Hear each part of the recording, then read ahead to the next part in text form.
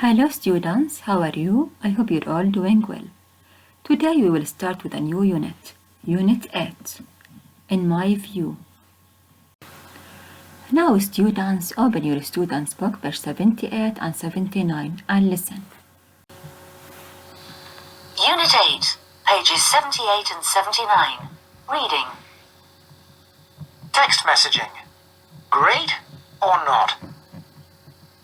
Language Magazine recently conducted a survey asking people about text messaging.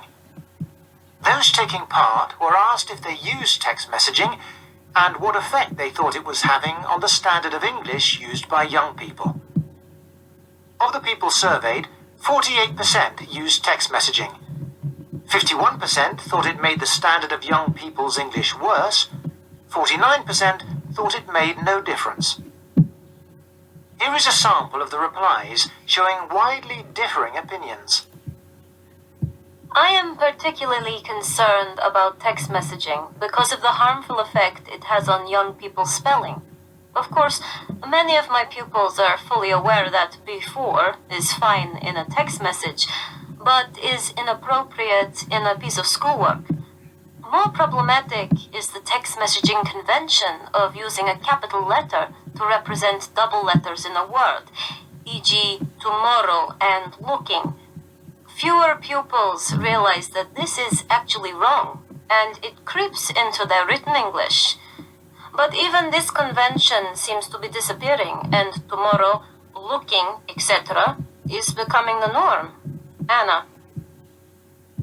Why are we getting so worked up about text messaging? Why do we assume that it is just a teenage craze? It is, in fact, a recognized means of communicating in business.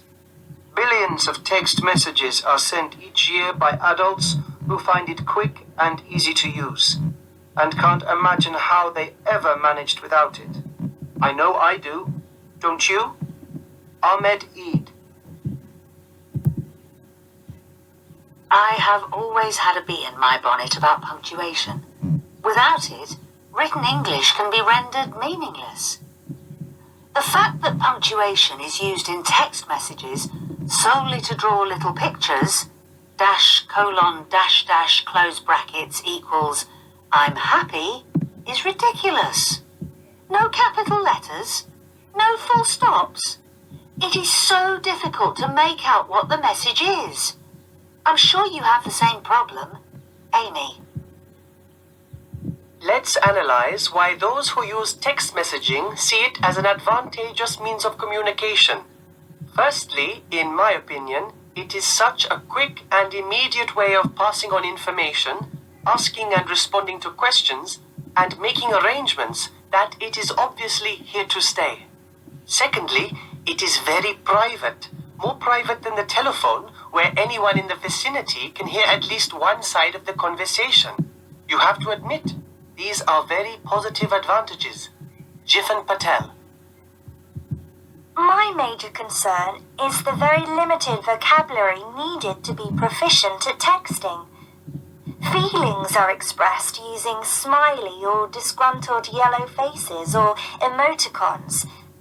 The rich and varied content of the English language is limited to a few stock phrases, and young people are losing the ability to express themselves in any way other than grr-ate and her-ate. Maria Ferreira. Text messaging is here to stay. More and more young people have mobile phones and choose texting as a quick, efficient means of communicating. Some people want to ban text messaging. What a ridiculous notion! What we have to do is to ensure that young people know that the language and conventions of texting, with all their abbreviations, missing punctuation and odd spellings, are appropriate only for texting and should not be used in any other form of written communication. We won't do that by trying and failing to ban it. As adults, one of the main reasons we don't like the idea is that to many of us, it is strange and new.